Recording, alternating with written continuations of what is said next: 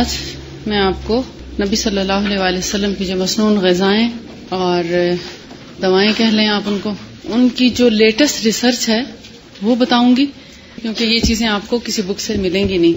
تو اس کے لیے آپ اپنے پاس پیپر پین تیار رکھیں.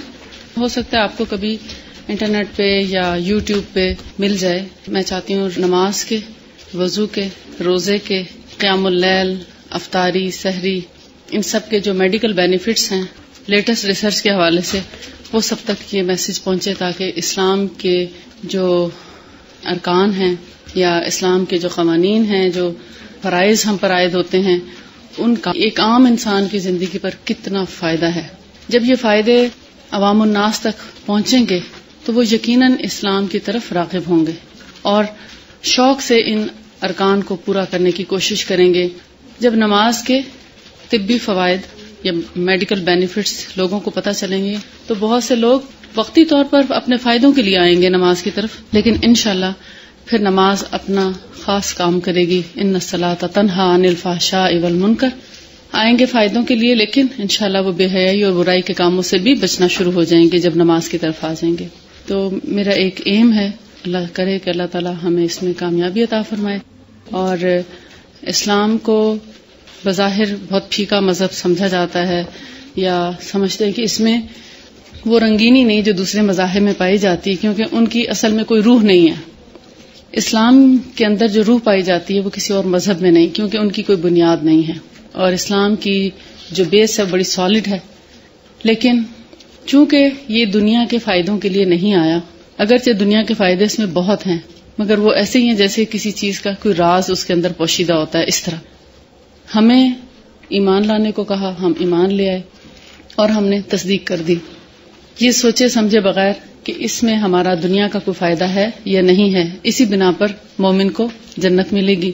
اور جو مٹیریلسٹک لوگ ہیں، مادی دنیا کے لوگ ہیں، جو اللہ اور اس کے رسول پر ایمان نہیں رکھتے، ان کا ہر چیز میں جو مقصد ہوتا ہے وہ یہ کہ دنیا میں ہمیں اس سے کیا فائدہ پہنچے گا.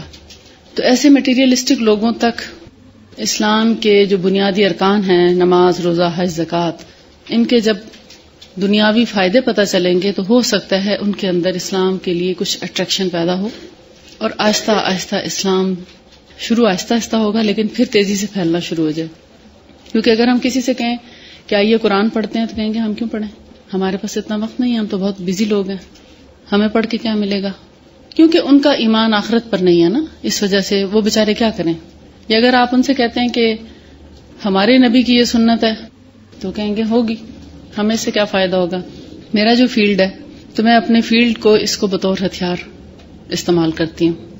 میرے پاس بہت سے کرسچنز بھی آتے ہیں، فارنرز بھی آتے ہیں، تو میں ان کو مسنون غذائیں بتاتی ہوں. پہلے میں ان سے کہتی ہوں کہ آپ اس بیماری میں یہ غذا استعمال کریں، یہ چیز استعمال کریں. نیکسٹ ٹائم جب وہ میرے پاس آتے ہیں تو بڑی تعریفیں کرتے ہوئے آتے ہیں اور بڑا جسے کہتے ہیں خوشی سے آتے ہیں کہ آپ نے جو یہ ہمیں بتایا اس کا ہمیں بہت فائدہ ہوا.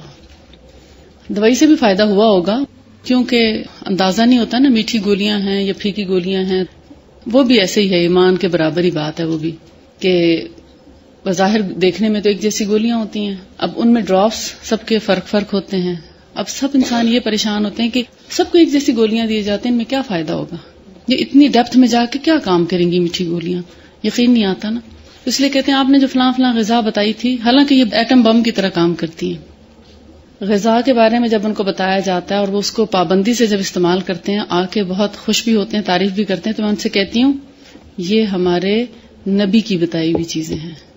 وہ کہتے ہیں اچھا، مطلب ایسے بھی لوگ ہیں جو یہاں پر پریسٹ وہ بھی آتے ہیں میرے پاس، تو ان کو میں بتاتی ہوں کہ یہ ہمارے نبی کی چیزیں ہیں، مسنون چیزیں جو انہوں نے خود بھی استعمال کی اور ہمیں بھی استعمال کا مشورہ دیا. تو یہ وہ غذائیں ہیں.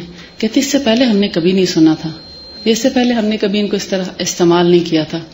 اور آہستہ آہستہ ہم ان کو اپنے نبی کے قریب لے آتے ہیں، اور پھر ایک وقت آتا ہے کہ وہ ایمان بھی لے آتے ہیں. تو آپ کسی بھی فیلڈ میں ہوں، ضروری نہیں کہ آپ میں سے سب کے سب جو ہیں وہ استاد بن جائیں اور اسی طرح تبلیغ کر سکیں، کیونکہ کچھ تو شادی شدہ ہوں گے مگر بہت سے غیر شادی شدہ ہیں، سب کا ماحول ضروری نہیں ان کے ہم خیال ہو، قسمت کی بات ہوتی ہے. تو پھر آپ جس بھی فیلڈ میں جائیں وہاں پر اللہ کا پیغام آگے پہنچانے کا باعث بن سکتے ہیں اگر آپ کو فن آتا ہو. تو اس لیے کسی بھی فیلڈ کو برا نہ سمجھیں، بلکہ ہر فیلڈ میں یہ سمجھتی ہوں جانا چاہیے، تاکہ ہر فیلڈ سے ہم لوگوں کو اللہ کی طرف مائل کرنے اور اس کے رسول کے قریب اور اسلام کے قریب لانے کا ہمیں موقع ملے. تو یہ ایسی غذائیں ہیں جن کے ذریعے آپ کسی کافر، کسی ہندو، میں بہت سے ہندوؤں کو بھی اسلام کے قریب لے کر آئی انہی چیزوں سے، اور کرسچن ہوں، جیوز ہوں، آپ جب ان کو ان کے فائدے بتائیں گے اور ان کی کسی بھی بیماری یا تکلیف میں یہ چیزیں بتائیں، اور پھر جب وہ آپ کو رسپانس دیں گے، کیونکہ ہم مسلمانوں کا عام طور پر پاکستان کے مسلمانوں کا یہ رویہ ہے کہ آپ جب کسی کے ساتھ خیر خواہی کرتے ہیں، بھلائی کرتے ہیں، پہلے تو وہ شک کرتے ہیں کہ پتہ نہیں کیوں ایسا کر رہے ہیں. پھر اگر کچھ لوگ شک نہیں کرتے، اس پر اپلائی کر بھی دیتے ہیں، اس کو فائدہ اس سے حاصل کر بھی لیتے ہیں، تو ہم پلٹ کر کبھی کسی کا شکریہ ادا نہیں کرتے یا اس کے احسان مند نہیں ہوتے.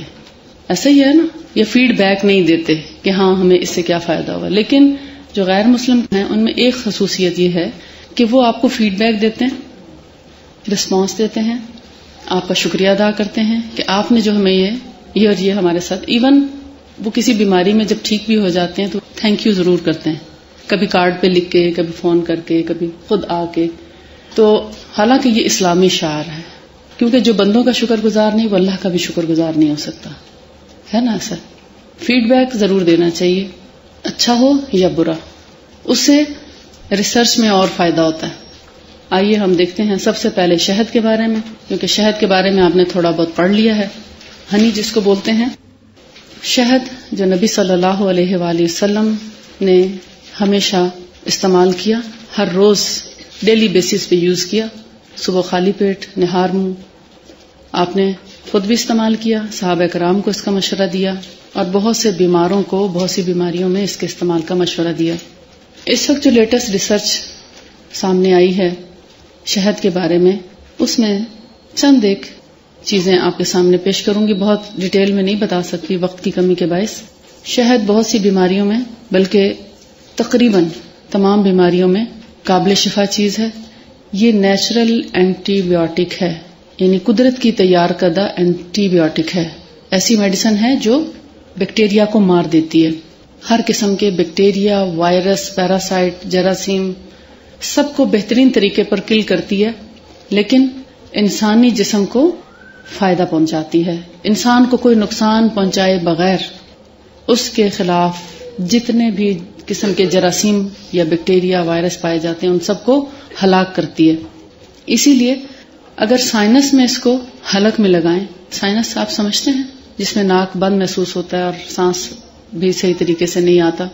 بیسیکلی یہ ہمارے جو ناک کے گرد یہ جو جگہیں ہیں، یہ ایک طرح کی پاکٹس ہوتی ہیں، یہ بلاک ہو جاتی ہیں، جن کے اندر سے ہوا فلٹر ہو کر ہم انہیل کرتے ہیں. سائنس اس کو کھولتا ہے اگر اس کو حلق میں لگائیں. جیسے میں نے آپ کو طریقہ بتایا تھا کہ ایک تو آپ کھائیں بھی صحیح، 1 ٹیبل سپون کے قریب اگر آپ کھا لیتے ہیں تو اس کو گلے میں جب وہ اترنے لگے تو تھوڑا سا گلے کو چپکا لیں آپس میں. کیسے کریں گے؟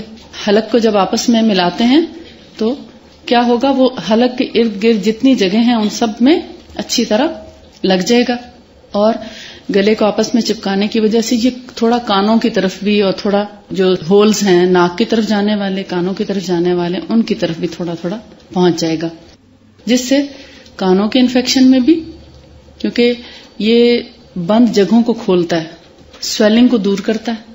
اور اگر بلغم ہے، ریشہ ہے، یا کوئی بھی ایسی چیز چپکی ہوئی ہے، جیسے بعض اوقات مونگ پھلی آپ کھاتے ہیں یا کوئی ایسا ڈرائی فروٹ لیتے ہیں جس کا چھلکا، بادام ہے، بعض دفعہ آپ دیکھتے ہیں تالو پہ چپک جاتا ہے اور کسی طور اترتا نہیں، بہت اریٹیٹ کرتا ہے. آپ اس وقت شہد کھا کے دیکھیں، اس کو اتار دے گا، لیکن کھاتے وقت آپ گلے کو ضرور آپس میں ملائیں گے، حلق کو. ٹھیک، تو پھر یہ ان تمام چیزوں کو، یعنی وہاں پر موجود جراثیم اور بیکٹیریا جو بھی چیز ہے ان سب کو صاف بھی کرے گا، ہولز کو کھولے گا، سویلنگ کو دور کرے گا، اور اس سے سائنسز کھل جاتے ہیں شہد کھانے سے. پھر سور تھروٹ کو فائدہ دیتا ہے. سور تھروٹ آپ سمجھتے ہیں، گلے کی خراش جس میں آواز بھی خراب ہوتی ہے. خراش آپ سمجھتے ہیں, اریٹیشن ہونے لگتی ہے, گلے میں کھچ کھچ شروع ہو جاتی ہے. تو جیسے ہی زکام کا آغاز ہو تو آپ ہنی کھا کے دیکھیں, آپ کو فوری طور پر یہ زکام کے خلاف آپ کے قوت مدافعت کو بڑھائے گا, اور ہو سکتا ہے 80 سے 90% لوگ کور کر جاتے ہیں, ان کو شدید زکام نہیں ہو پاتا.